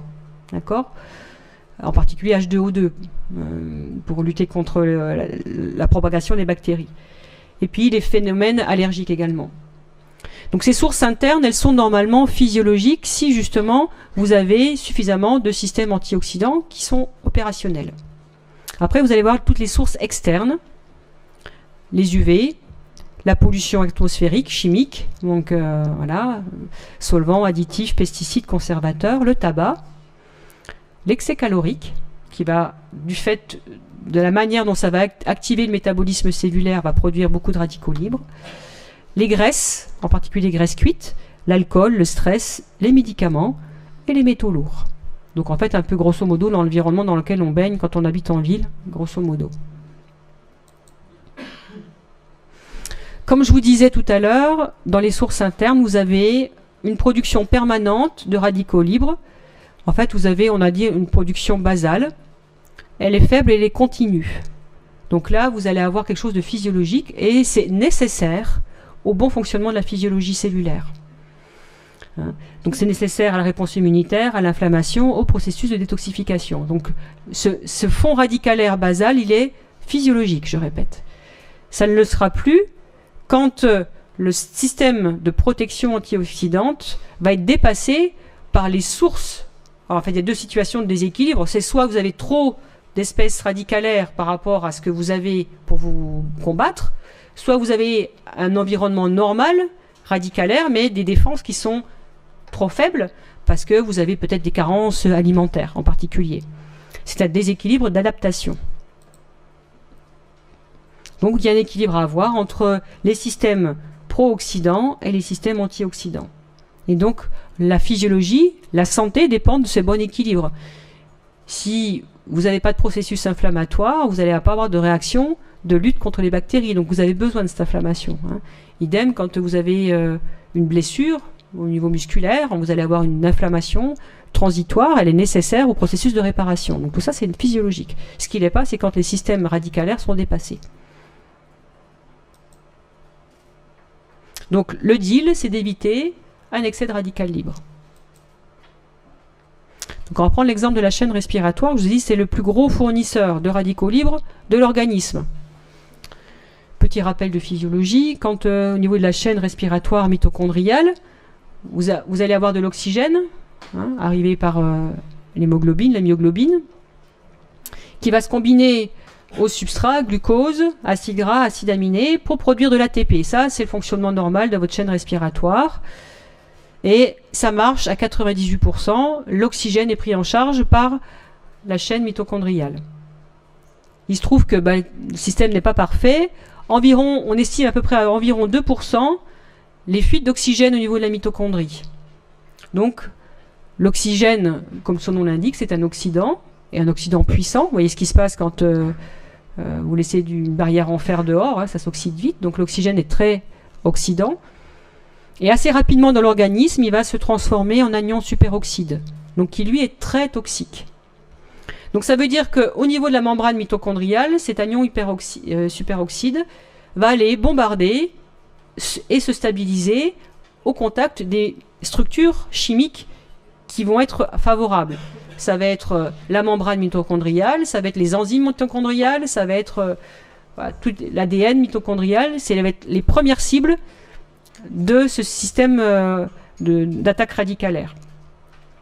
Donc potentiellement, donc altération des membranes mitochondriales, altération du contenu génétique mitochondrial et altération du contenu enzymatique mitochondrial avec un fonctionnement cellulaire qui peut être perturbé.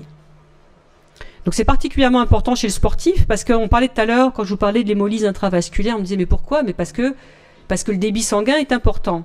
Mais le corollaire de ça, c'est que le débit d'oxygène est important également. Donc ça veut dire que dans la mitochondrie, le débit d'oxygène est important également. Ça veut dire que les fuites radicalaires sont importantes et qu'un sportif, quand il s'entraîne beaucoup, en fait, il est bombardé de radicaux libres. Donc il a intérêt d'avoir ce qu'il faut pour se protéger contre cet excès de radicaux libres parce qu'il va y avoir potentiellement des conséquences qui vont être néfastes pour la performance. Alors, je vous le mets à titre d'exemple, vous le lirez à tête reposée ou pas reposée. Donc en fait, il y a tout un système de réaction en chaîne, en fait, à partir de cet oxygène pour produire toute une succession de molécules qui vont être plus ou moins réactives et potentiellement toxiques pour la cellule. Donc à la fois, ça va être des dérivés oxygénés, on le voit là à partir de l'oxygène, mais également des dérivés nitrés. Alors là, les dérivés nitrés, on en parle un tout petit peu moins. Par contre, moi, je suis un tout petit peu gênée, alors pour ceux qui s'intéressent à la musculation, de tous ces garçons qui prennent de l'arginine pour augmenter le taux de monoxyde d'azote dans les tissus, qui est un vasodilatateur. Ça veut dire aussi, potentiellement, chez des sportifs, vous allez augmenter le taux de résidus nitrés en tant que radical libre, avec je ne sais pas quelles conséquences au niveau de la santé, clairement. Là où il va y avoir des réactions en chaîne très facilement, ça va être quand cet oxygène va se combiner avec les acides gras pour faire des réactions en chaîne sur les acides gras. Et là où vous allez avoir des acides gras qui vont se transformer, c'est ce qu'on va avoir par exemple quand vous faites une margarine. Vous savez ce que c'est une margarine? C'est de la matière grasse que l'on a mis en présence d'hydrogène. Et qu'est-ce qui se passe quand on fait ces processus d'hydrogénation de matière grasse? Qu'est-ce qu'on forme comme résidus qui sont cancérigènes? Qu'on vous marque sur l'étiquette contient moins de... Pourquoi c'est dangereux les margarines? Ou qu'on suppose qu'elles sont dangereuses? Qu'est-ce qu'il y a comme matière grasse dedans dangereuse? Je sais pas. Des graisses trans. C'est quand la double liaison va être modifiée et la structure de votre acide gras va être modifiée par... On coupe cette double liaison pour faire une simple liaison entre deux atomes de carbone adjacents. Mais c'est un peu ce qui va se passer là quand votre oxygène va se combiner aux doubles liaisons de vos acides gras. Et donc on va se retrouver avec des acides gras qui sont non fonctionnels dans la membrane cellulaire. Donc avec des problématiques d'oxydation tissulaire. Donc c'est ce qui se passe, là je le marque là-dessus, hein, vous lirez. Donc dans les réactions qui impliquent les lipides, en fait, il y a un processus qui va aller en s'amplifiant et en s'amenuisant. Donc en fait, il y a des phases d'initiation qui va être initiée entre la rencontre du premier radical libre avec le premier acide gras insaturé, hein, avec la formation de peroxyde lipidique. Et il y a des réactions de propagation. Donc en fait, d'acide gras en acide gras, vos molécules vont se modifier jusqu'à arriver à la formation d'un radical lipidique stable. Donc au passage, vous allez avoir toute une flopée d'acides gras qui auront été modifiés par l'initiation, la présence de ce radical libre.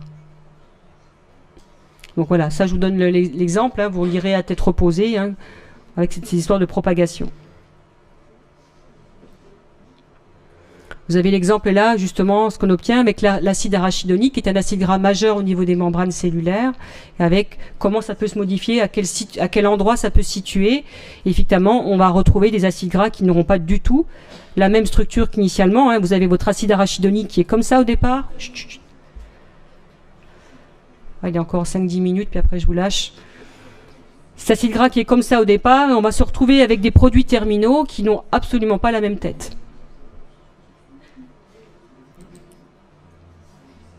On le retrouve là sur ces diapos, hein, où vous allez avoir l'initiation de la peroxydation avec un pic majeur et dans le temps, l'apparition progressive de produits d'oxydation jusqu'à ce que ça se termine. Alors, les conséquences de ce stress oxydant, c'est quoi? Pourquoi je vous parle de ça? Lorsque vous avez une exposition répétée à des molécules toxiques, je pense à ceux qui sont pas loin de l'usine de Nantes qui a cramé, là, je pense qu'ils ont du souci à se faire, clairement. D'accord? Si votre alimentation est trop riche en graisse ou en sucre, en graisse saturée en particulier, si vous avez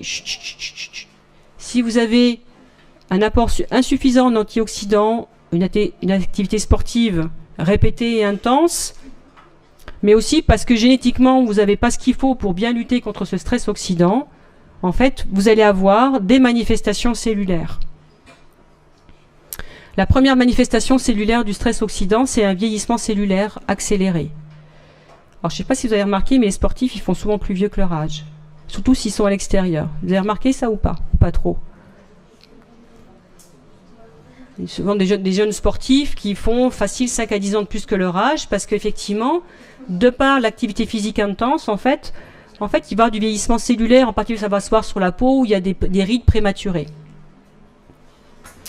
L'apparition de pathologies aiguës, de type inflammatoire en particulier, et puis surtout des pathologies dégénératives, de type cataracte, cancer, diabète, etc. etc. Et là, j'ai marqué le syndrome d'hypersensibilité chimique. C'est un syndrome qui a été identifié chez les combattants de la guerre du Golfe, quand ils ont été exposés à différentes bombes qui se balançaient sur la tête à droite à gauche. C'est pour ça que je vous disais que les gens à Nantes, là, on s'attend à ce que il y a des gens qui se manifestent d'ici... allez, c'est à Rouen? C'est à Rouen, ouais. Qui se manifestent d'ici 15 jours jusqu'à 1 an, des dégâts de l'exposition à ces fumées qui ont... ils ont beau dire ce qu'ils veulent, c'est des fumées qui étaient toxiques, hein, potentiellement. Alors, qu'est-ce qu'on a comme moyen de se prémunir contre les radicaux libres? Chut. Vous allez avoir des systèmes enzymatiques qui vont permettre de piéger les radicaux libres. Ce sont des enzymes qu'on appelle la superoxyde dismutase, la catalase et la glutathion peroxydase. Ce sont des enzymes qui fonctionnent avec des cofacteurs minéraux importants. Et en fait, on va les appeler des antioxydants, mais ils sont indirectement antioxydants. C'est parce qu'ils sont des cofacteurs de fonctionnalité de ces enzymes. Le cuivre, le manganèse et le zinc pour la SOD, le zinc pour la catalase et le sélénium pour la glutathion peroxydase. Donc ces minéraux qui sont considérés comme des antioxydants, hein, quand vous voyez peut-être dans des compléments nutritionnels ou des crèmes antioxydantes, hein, qu'on vous met sur la tête avec je ne sais pas quelle molécule dedans, en fait ces minéraux-là sont des cofacteurs des enzymes. Et puis vous allez avoir ce qu'on appelle des piégeurs de radicaux libres, qui vont être des molécules qui vont directement arrêter les processus en chaîne de propagation des radicaux libres. La vitamine C, la vitamine E, le bêta-carotène, le coenzyme Q10. Qu'est-ce que vous vous rappelez où c'est qu'il est le coenzyme Q10 au niveau cellulaire? Où c'est que c'est le coenzyme Q10? Un peu de biochimie. C'est une protéine, c'est pas une protéine, le coenzyme Q10, mais il est associé à une protéine de la chaîne respiratoire mitochondriale. Vous savez, dans le machin bien compliqué, là, où c'est bien chiant à apprendre, comment on forme de l'ATP à partir des substrats. Le coenzyme Q10 qu'on met dans les crèmes anti-âge. Hein. Ben voilà. Je ne sais pas si ça marche, hein, clairement. En tout cas, on va marcher sur les cellules juste superficielles. Les flavonoïdes, qu'est-ce que c'est les flavonoïdes? Flavonoïdes, ce sont toutes les molécules colorées qu'on va trouver dans les fruits et légumes. En particulier dans le raisin, les anthocyanes par exemple. L'acide urique, qui est assimilé à un déchet, mais qui a des propriétés antioxydantes propres. Et puis les composés soufrés de type thiol, qu'on va retrouver dans des végétaux, dans le poireau, dans l'oignon, dans l'ail, ce qui donne cette odeur un peu particulière, qui font que ces aliments-là, ce sont des antioxydants. Donc le rôle de ces molécules-là, tout ça c'est alimentaire. Hein. Donc tout ça c'est votre alimentation qui doit amener tout ça. Le rôle, ça va être soit d'empêcher la formation des radicaux libres, soit de leur propagation. Éventuellement de contribuer aux réparations tissulaires.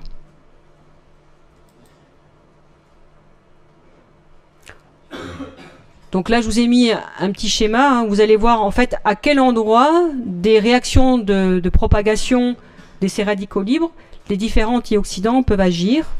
Hein, voilà, sur l'oxygène, la moelle SOD par exemple, qui va en fait transformer l'anion superoxyde par exemple en H2O2, qui est quelque chose qui peut être facilement éliminé par la catalase par exemple. Hein. Donc au niveau de la mitochondrie, on s'attend à ce qu'on ait beaucoup de superoxydismutase qui va prendre en charge cet anion-là pour le transformer en H2O2 et pris en charge par une autre enzyme qui s'appelle la catalase qui va permettre de stabiliser les processus radicalaires. Dernier petit schéma, après je vous lâche. Donc en fait, les antioxydants, ça marche jamais seul. Et en fait, ça sert à rien de prendre de la vitamine C, de la vitamine E, isolément. Il faut plutôt soit trouver dans l'alimentation des aliments qui vont se compléter. Si vous prenez des complexes antioxydants, prendre des antioxydants où vous allez avoir une association de molécules qui vont agir en synergie. Donc là, vous avez par exemple la manière dont en fait va être prise en charge les radicaux libres issus par exemple d'un acide gras. Donc vous avez le radical hydroxyle, d'accord, qui va être pris en charge par la vitamine E qui va être altérée. Cette vitamine E altérée, elle est prise en charge par la vitamine C. Donc on va avoir la formation d'une vitamine C oxydée, qui va être pris en charge par le glutathion, et le NADP, et NADP en particulier c'est la vitamine B3, donc ça c'est ce qu'on va trouver au niveau hépatique, et en fait prise en charge par le glucose 6-phosphate. Donc là vous avez la chaîne de stabilisation du système radicalaire qui se passe au niveau membranaire. Et en fait, on voit que vous avez un système d'autorégénération des antioxydants qui sont présents au niveau cellulaire. Ça marche en cascade. Donc si vous donnez que de la vitamine C ou que de la vitamine E, en fait, vous n'allez pas aller jusqu'au bout du processus, ça va se bloquer à un moment donné. D'accord ? Donc vous allez vous retrouver au niveau cellulaire avec de la vitamine E qui va être oxydée, mais ça ne nous sert à rien. Elle va être aussi délétère que si vous aviez votre radical hydroxyle oxydé, par exemple. Donc, en conclusion, il est préférable de donner, s'il y a besoin, alors l'idéal c'est d'avoir dans son alimentation tous ces complexes de minéraux et de vitamines. Si vous choisissez de donner un complexe antioxydant, il faut donner un complexe où vous allez avoir tout ça présent en quantité physiologique. C'est-à-dire une à 3 fois les AJR, pas plus. Donc là, on va arrêter là aujourd'hui parce qu'on va attaquer sur le sportif. Donc après, là, il y a un gros morceau et vous allez soupirer. Ok ? Donc je passe le support à au secrétariat de manière à ce que vous ayez la suite du cours. On verra le suite, donc le stress oxydant chez le sportif et les études qui ont été faites chez le sportif pour pouvoir tirer des conclusions sur l'intérêt de ces molécules chez le sportif. Voilà.